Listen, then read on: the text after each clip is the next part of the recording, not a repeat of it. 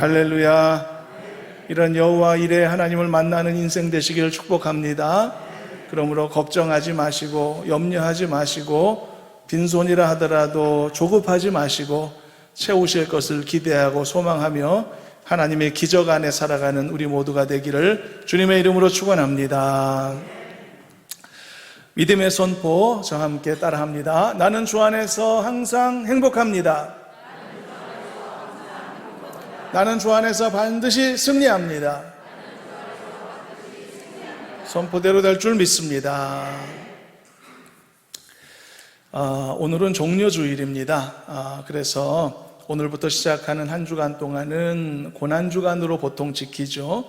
그래서 이 기간 동안에는 예수님께서 골고다에 입성하신 그 순간, 그리고 십자가에 예루살렘에 입성하신 순간, 그리고 골고다에서 십자가에 못 박히신 사건, 그리고 안식 후 첫날 부활하심까지 그렇게 모든 예수님의 행적을 되짚어 보면서 가장 경건하게 보내는 한 주간으로 그렇게 우리가 지내고 있습니다. 그리고 이 주간에는 특별히 고난주간 새벽 예배로 하나님 앞에 나와서 평소에는 새벽 시간을 깨우지 못하더라도 이 시간만큼은 꼭 구별하여 하나님 앞에 새벽 제단을 쌓는 시간으로 삼고 있습니다.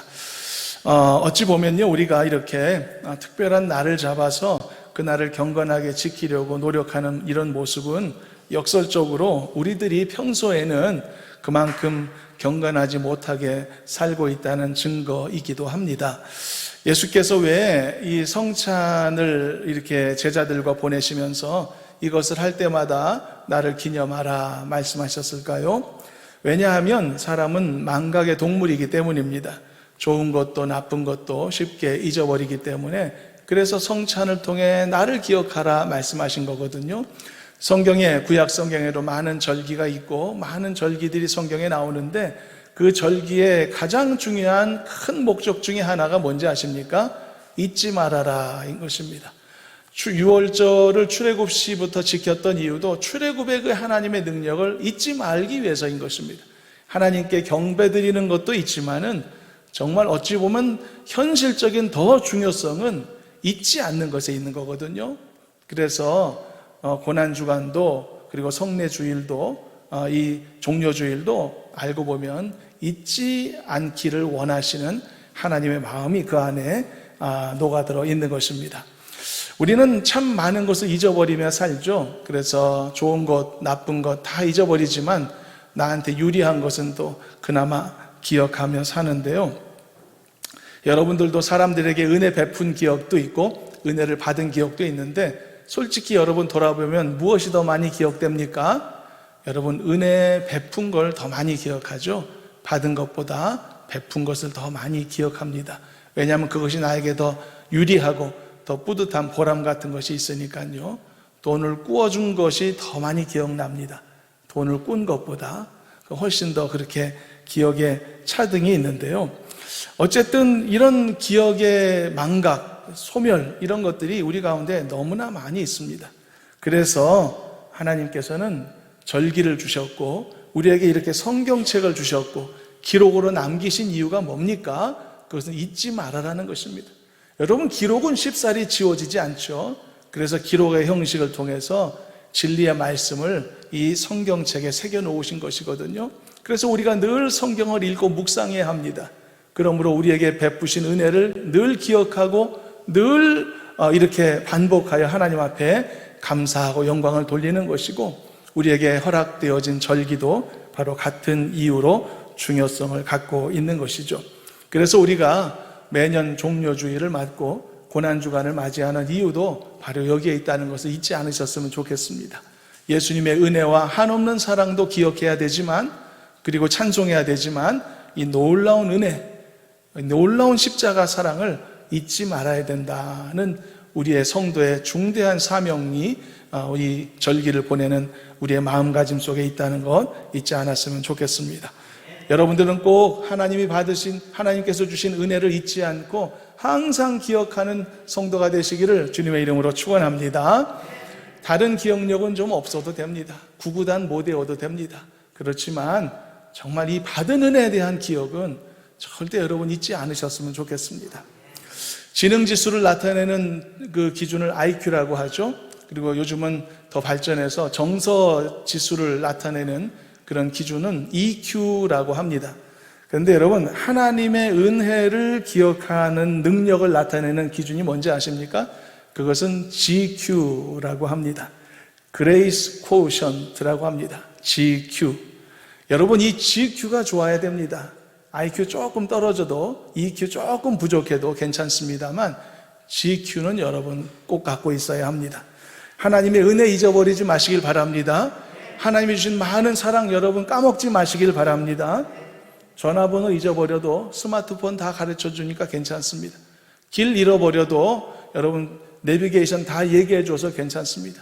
저는 옛날에 전화번호 다 줄줄 외웠지만 지금은 제 형제들 전화번호도 솔직히 금방 생각이 안 납니다. 그렇지만 문제는 없습니다. 다 저장되어 있으니까 연락에 문제가 없거든요. 그렇기 때문에 다 잊어버려도 괜찮지만 하나님이 나에게 주셨던 그 많은 은혜의 기억들은 스스로 기억하지 않으면 아무도 기억해 주지 않는 것입니다.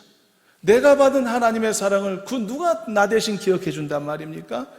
내가 기억하지 않으면 세상에서 소멸되는 것입니다. 그러므로 나는 반드시 기억해야 됩니다. 내가 받은 은혜, 내가 받은 사랑.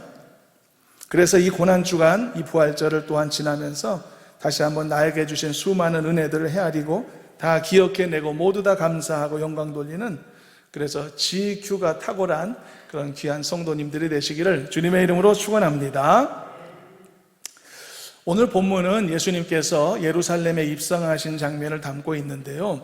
예수님이 마지막에 이제 십자가를 위하여 예루살렘에 들어가신 이 사건은 예수님의 생애와 사역에 있어서 중요하고, 그리고 그 사건을 맞이하는 많은 사람들에게 있어서도 굉장한 의미를 부여하기 때문에 아주 의미 있는 사건입니다.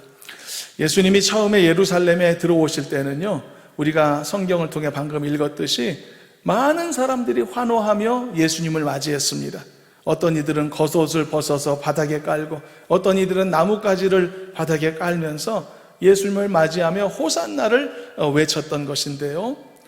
그런데 여러분, 궁금증이 생기기도 합니다.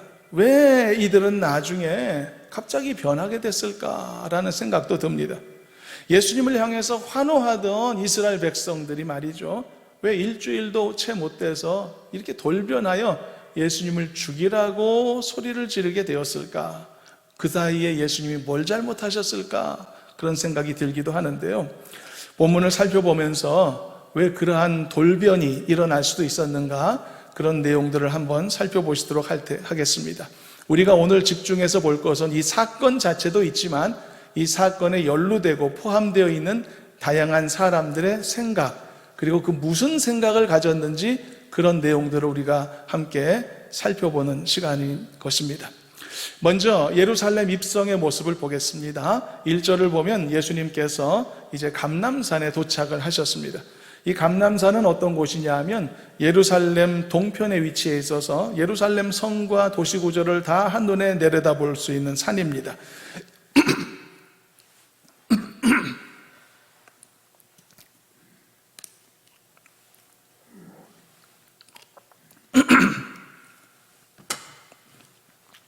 그래서요, 예수님께서 잡히시기 전날 밤에 기도하시던 동산이 겟세마네죠. 그 겟세마네 동산도 바로 이 감람산 안에 있었던 것이고요, 예수님께서 나중에 하늘로 올리우실 때도 바로 이 장소였었던 것이죠. 굉장히 의미 있는 곳입니다. 그곳에서 예수님께서 2명의 제자들을 이제 마을 안으로 내려보내십니다. 그리고 말씀하시기를 아직 타보지 않은 나귀 새끼를 끌고 와라 명령하십니다. 만일 누가 왜 그렇게 하느냐라고 질문하면은 주가 쓰시겠다 하라, 이렇게 대답하라고 답도 가르쳐 주십니다.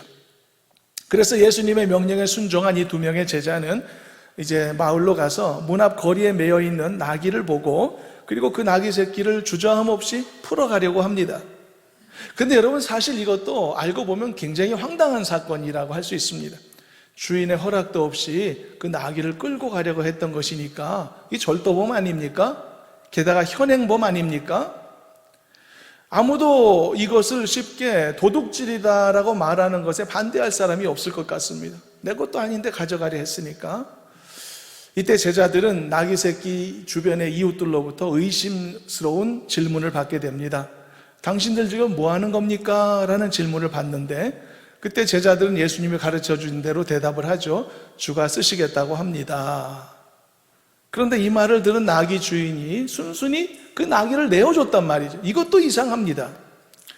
여러분, 이것도 세상에 여러분 어떤 사람이 처음 보는 사람에게 자기 재산을 줄 수 있단 말입니까? 그 당시에 나귀는 재산 목록 이 서열의 상위권에 있는 큰 재산이었을 텐데 말이죠. 어느 누가 주가 쓰시겠다고 하라, 그분이 누군지도 모르고 본 적도 없는데 이 한마디에 어느 누가 흔쾌히 자기 것을 줄 수 있단 말이죠. 상식적으로 되어지지 않는 일들이 벌어지고 있는 것입니다. 여러분이 바로 이 비상식적이고 평범하지 않은 사건들 속에 있었던 이 두 명의 제자들은 그 상황을 경험하며 어떤 생각을 가졌을까요? 이 두 명의 제자들의 생각을 우리가 한번 상상해 보겠습니다. 아마 굉장히 흥분했을 것이라고 생각합니다. 신났을 것이라고 생각합니다. 그렇지 않았을까요? 이제야 바라던 순간이 오는구나. 모두가 다 예수님을 메시아로 알아보기 시작하는구나. 예수님이 환영받으시는구나. 이제는 이 땅에도 진정한 해방이 오겠구나. 우리도 3년간 고생하며 예수님을 따라왔는데 이제야 보람을 찾겠구나. 제자들이 충분히 이런 생각을 할 수 있었을 것이라고 봅니다. 그만큼 그 일은 놀랍고 신비한 그런 상식에 벗어난 일이었던 것이죠. 어떻게 낯선 사람이 자기의 나귀를 그냥 준단 말입니까? 게다가 예수님은 어떻게 그 모든 되어질 일들을 미리 알고 계셨단 말입니까? 너무 놀라운 일인 것이죠. 그렇다면 예수님께서 왜 이렇게 굳이 나귀를 타고 예루살렘 성에 들어가시기로 하셨을까요? 그것은 예수님이 선택하신 이 나귀 새끼는요, 결코 짐을 지어보지 않은 나귀다라고 하는 말씀이 있기 때문에 거룩한 일에 쓰임받는 것에 적합한 짐승이었었고요. 그리고 또 이 나귀는 왕을 모시는 일에, 왕을 태우는 일에 아주 적합한 그러한 짐승이었기 때문입니다. 그래서 예수님께서 또한 나귀를 타시고 예루살렘에 들어가신 것은 또한 옛적의 구약의 선지자들이 예언한 그 예언을 성취하도록 하는 위함의 그 목적도 있으셨던 것을 봅니다.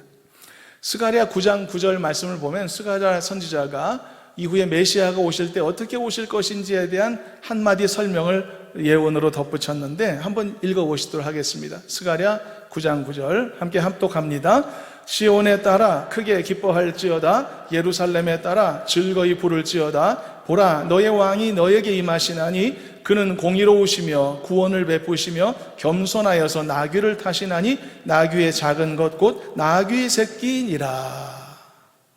이처럼 여러분, 예수님은 나귀를 타고 예루살렘에 입성하셨는데 여러 의미가 있었던 것입니다.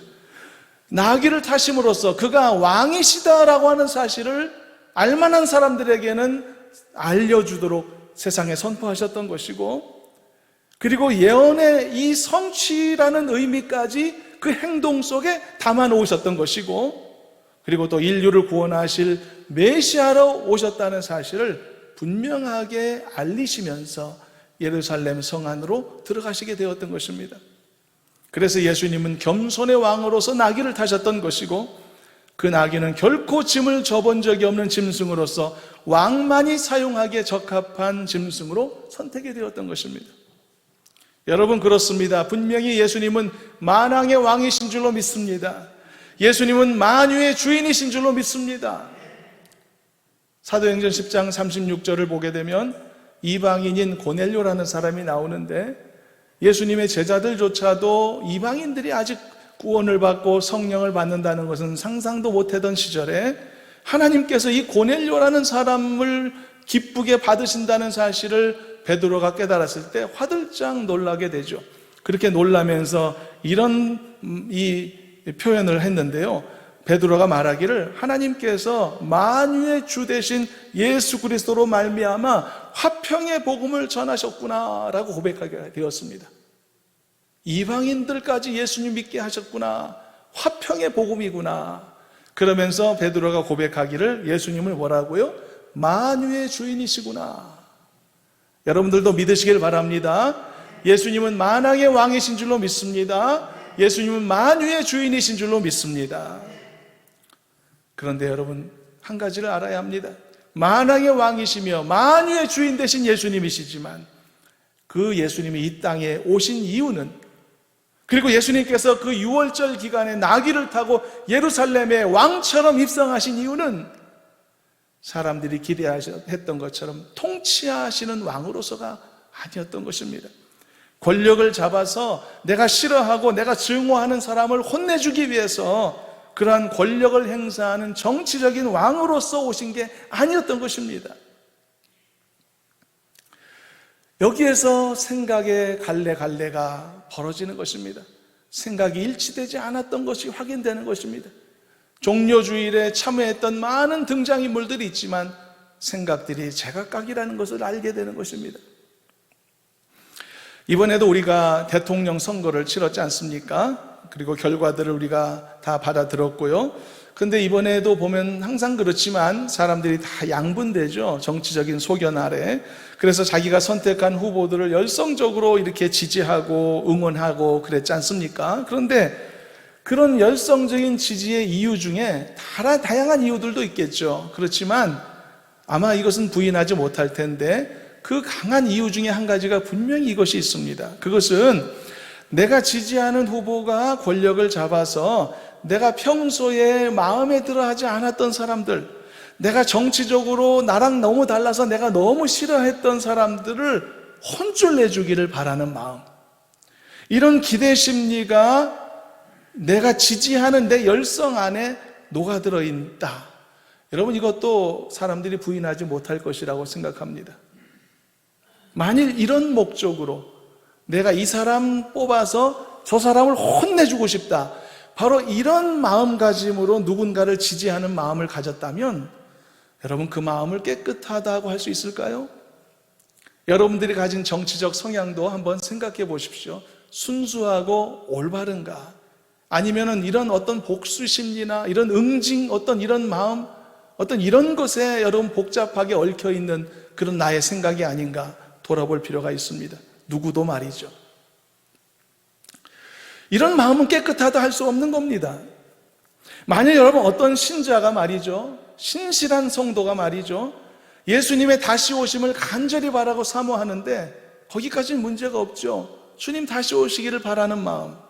그런데 그 중심에 있는 가장 큰 이유를 들여다보니까 내가 싫어하고 내가 혐오하는 이 세상의 모든 악한 자들과 모든 더러운 자들이 결국은 심판받는 모습을 속히 보기를 원하는 마음이 그 마음에 있기 때문에, 그래서 예수님 빨리 오시기를 원하는 그런 마음이라면 과연 그의 열망이 하나님 앞에서 바람직한 믿음으로 인정받을 수 있을까?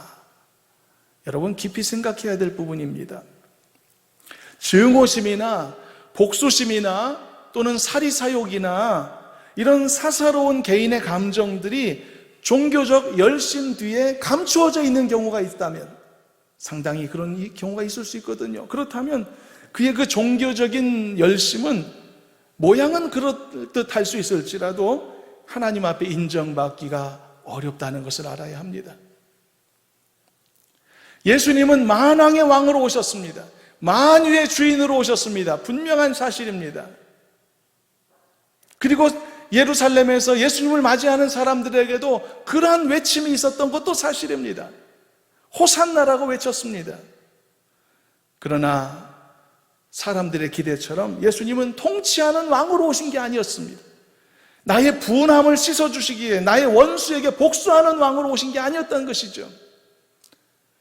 오히려 예수님은 어떤 목적으로 오셨나요? 나의 모든 죄를 씻어주시기 위해 십자가에 달리시기에 이 세상에 오신 것입니다. 나뿐만이 아닙니다. 내가 미워하는 원수들의 죄까지도 씻어주시기 위해서, 그들에게까지도 구원의 문, 그리고 영원한 생명, 속죄의 기회를 허락하시기 위해서 이 세상에 오신 것입니다. 나뿐 아니라 온 인류의 죄를 대신 감당하시기 위해서 예수님이 이 세상에 오신 것입니다. 그리고 예수님께서 예루살렘에 입성하고 계시는 것입니다.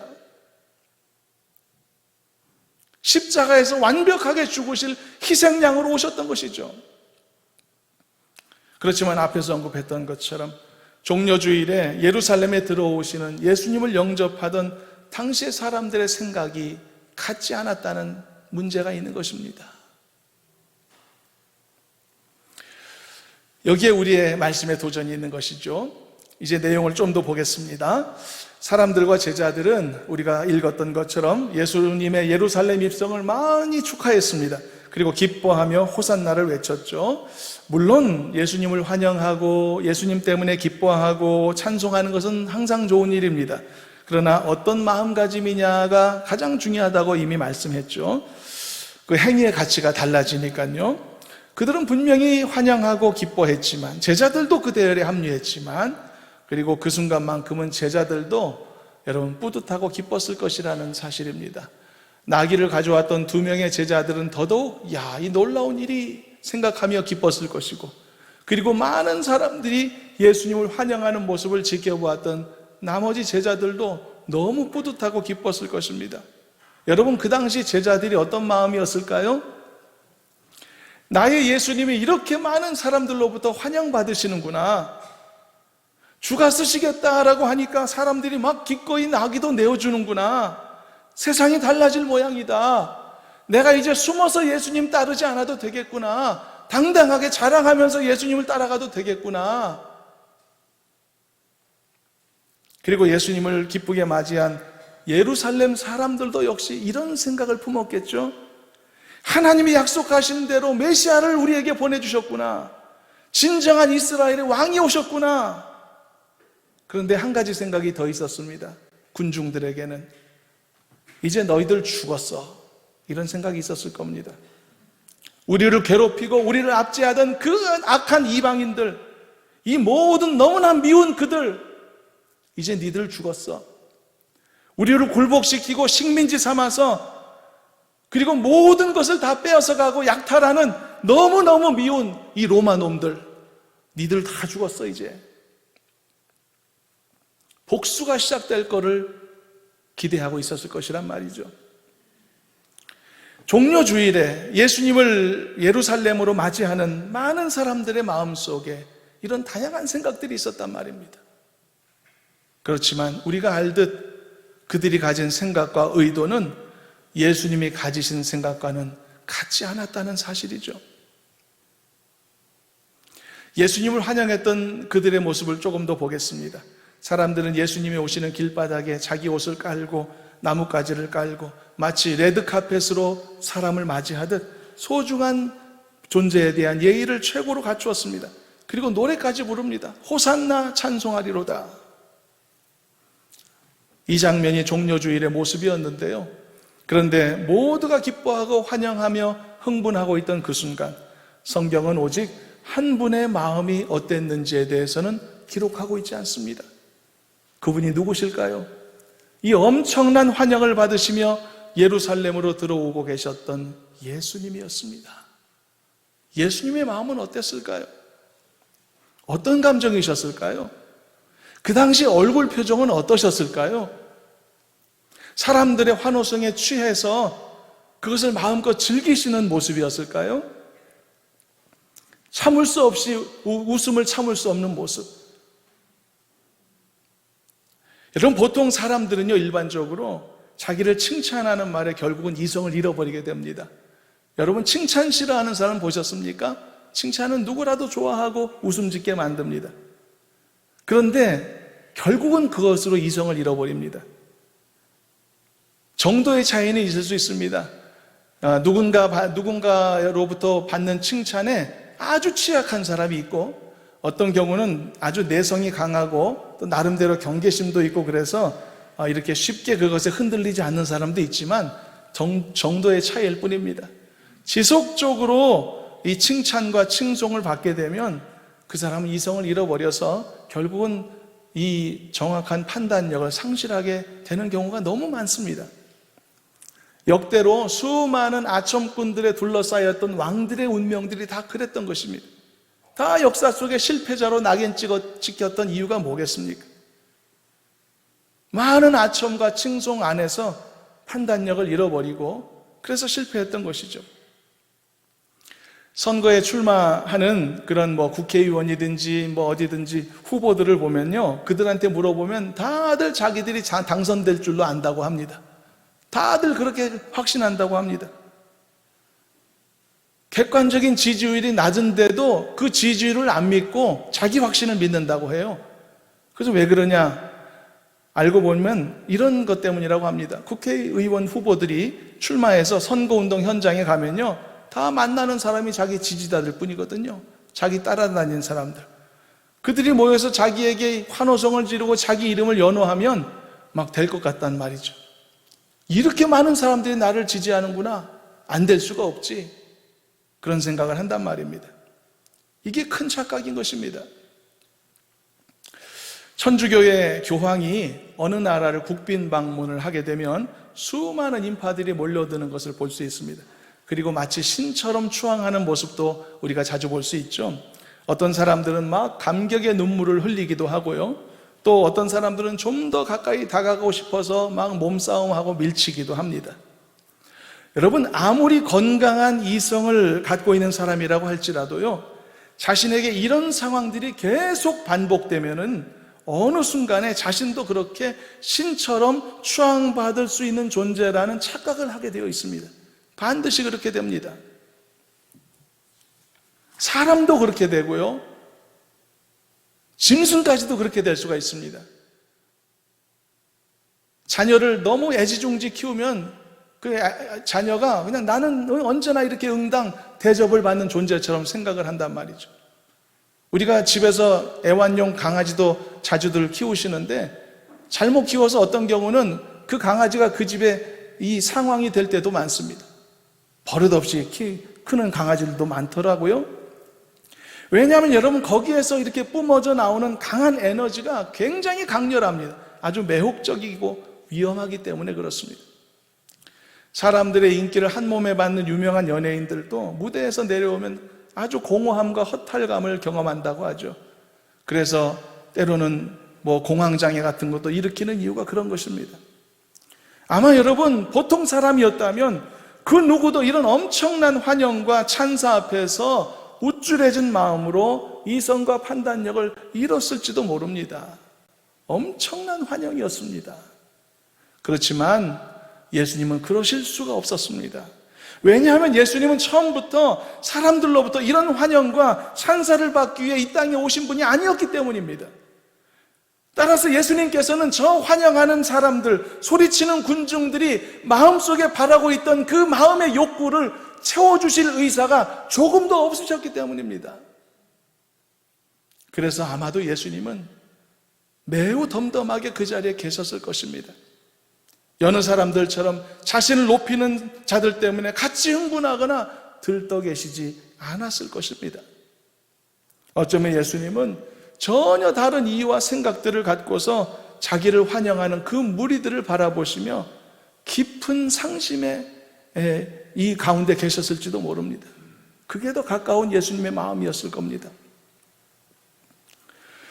그러나 우리가 이것도 알아야 합니다. 성경 전체를 보면 하나님이 예언하고 말씀하신 내용들을 보면 다른 이유와 목적을 갖고 예수님을 환영했던 그 무리들의 행위조차도 궁극적으로 있어야 할 일이었다는 사실을 알 수가 있는데요.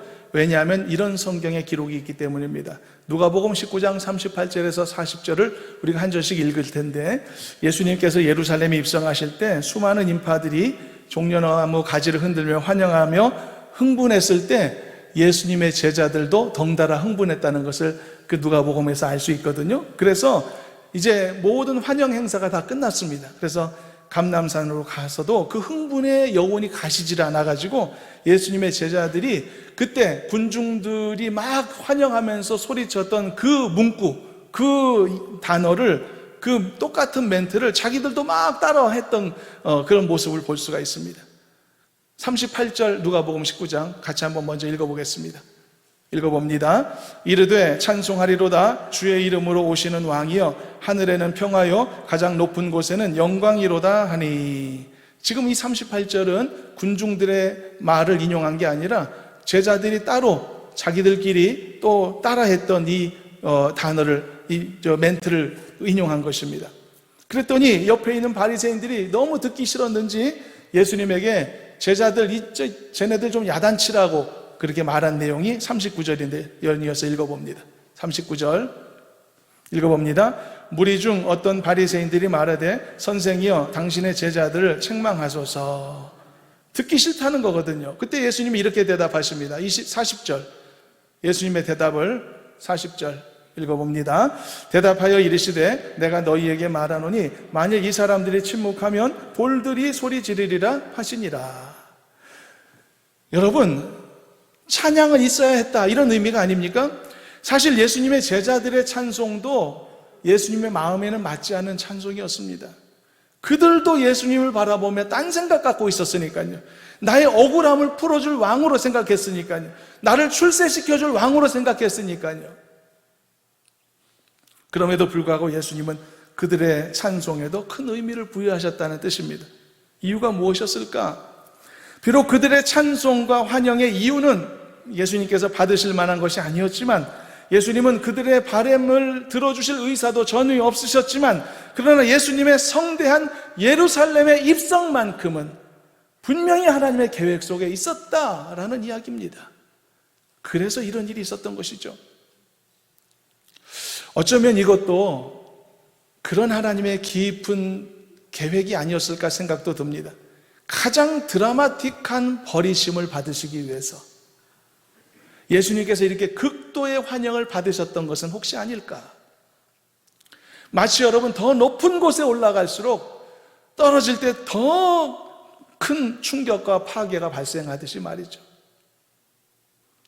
예수님이 완벽한 희생제물이 되시려고, 완벽한 버려짐이 되시려고, 완벽한 저주의 대상이 되시려고 이렇게 먼저 대대적인 환영을 받으셨던 것이 아니겠는가?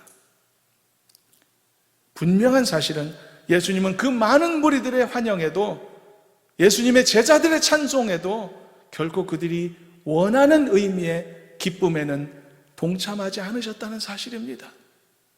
생각이 달랐다는 뜻입니다. 다른 생각으로 존재할 때 과연 동참이라고 할 수 있을까요? 다른 생각을 가지고 종려주일, 고난주간, 절기들을 맞이한다면 과연 참여했다고 할 수 있을까요?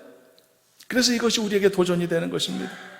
바로 이렇게 하나님의 뜻을 잘못 이해함으로 잘못 기대감을 가졌기 때문에 그 잘못된 기대감은 무너질 수밖에 없지 않습니까? 와르르 무너졌을 때 예수님에 대한 태도가 돌변해서 마치 배신감 가진 사람의 마음처럼 그렇게 예수님을 십자가에 못 박으라고 소리쳤던 것이다 라고 우리가 예상해 볼 수 있는 것입니다.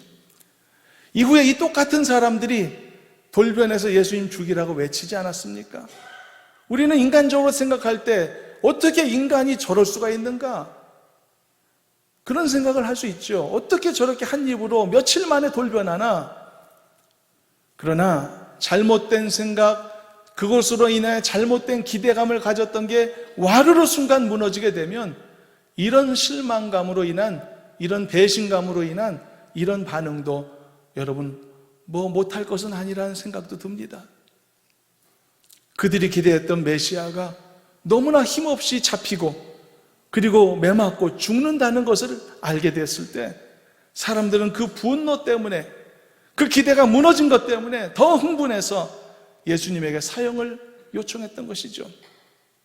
그러나 반복하여 말씀하듯 그들의 생각은 크게 틀렸던 것입니다. 예수님은 자신들의 한을 풀어주기에 오신 세상의 왕이 아니었습니다. 자신들을 괴롭히는 사람들에게 복수하기 위해 오신 정치적인 왕도 아니었습니다. 예수님은 오히려 이 땅의 모든 자들이 자신들의 죄를 용서받고 구원받을 수 있는 놀라운 길을 열어주시기 위해서 이 땅에 오신 구원자 예수셨던 것입니다. 그러므로 여러분, 종려주일에 예루살렘으로 들어오시는 예수님을 소리 높여 찬송하는 이 귀한 장면은 그러나 어쩌면 반대로 역설적으로 사람들로부터 진정한 환영을 받지 못하셨던 메시아 예수 그리스도를 드러내고 있는 것이라고 볼 수도 있습니다. 진정한 왕이셨지만 사람들의 입술을 통해서도 왕이라고 선포되는 것이 되는 그런 은혜도 있었지만 그러나 눈앞에 보이는 왕이 아니라 영원한 하나님의 나라의 왕이신 분, 십자가의 피로서 세워질 진정한 나라의 왕이신 분, 이 메시아의 영광스러운 고난을 위하여서 예루살렘의 왕으로 입성하신 분, 수많은 군중들은 이 사실을 알지 못하고 보지 못했던 것이죠. 이것이 종료주일에 있었던 예루살렘에서의 일이었습니다. 사람들이 각자 가지고 있었던 너무나 옳지 못한 다양한 생각들이었던 것이죠. 바로 여기에서 우리가 도전을 받고 이 도전으로 결론을 맺겠습니다. 여러분, 우리도 예수님을 오해하며 살아갈 때가 참 많습니다. 예수님은 우리를 죄에서 구원하시기 위해 영원한 하나님의 나라에 들어가시는데, 단지 우리는 이 땅에서 복받기 위한 목적으로 신앙생활을 영위하고 있는 것은 아닌가. 나의 신앙생활의 최우선순위가 혹시 내 어려움 해결되고 내 문제 해결받고 이 땅에서 잘 사는 것에 목적을 두는 것은 아닌가. 그러나 여러분, 단순히 복받고 모든 일에 형통케 되는 것만을 바라면서 그것이 나의 신앙의 목적의 전부인 것처럼 살아서는 안 되는 것입니다. 그런 우리의 모습이 혹시 있다면 예루살렘에서 열성적으로 예수님의 입성을 환영하던 다른 생각을 가진 어리석은 사람들의 찬송 소리와 다를 바가 없는 것입니다. 사랑하는 여러분, 예수님의 마음을 받으시길 바랍니다. 예수님의 마음을 깨닫게 되시길 바랍니다. 그래서 예수님의 그 사역에 동참하는 은혜가 있길 바랍니다. 예수님의 걸어가신 그 발걸음과 동행하는 은혜가 있길 바랍니다. 그러기 위해서는 우리의 외형적인 이 쫓아감과 넘어서, 그것을 넘어서서 주님의 마음을 함께 공유하는 은혜가 있어야 할 줄로 믿습니다. 주님의 마음을 배우고 주님의 마음을 본받는 복된 성도님들이 되시기를 주님의 이름으로 축원합니다. 그래서 여러분, 우리가 살아가는 삶도, 또 우리가 때로는 신앙생활, 경건생활 하는 것도, 때로는 우리가 교회 안에서 섬기고 봉사하고 사역하는 모든 이유들도 여러분, 사적인 보람이나 또는 개인적인 어떤 유익이나 또 나에게 어떤 주어지는 칭송이나 또 내가 받을 상이나 그런 것들을 바라는 그런 마음이 아니라, 예수님께서 온 인류를 구원하기 위해 이 땅에 오셨고 그 구원 사역을 완성해 가시기 위해 하늘로 올라가시며 성령을 보내셨고 그 성령의 역사하심 안에 교회가 세워졌고 그 교회를 통해서 수많은 성도들을 불러주셨으며 그리고 그들을 사역자 삼아 제자 삼아 더 많은 영혼들을 구원해내는 역사를 이루시기 위해서 지금도 일하고 계신다는 사실을 기억하고 오늘도 나 같은 한 사람이 바로 그 선하고 귀한 일에 부름받았다는 것을 기억하면서 여러분,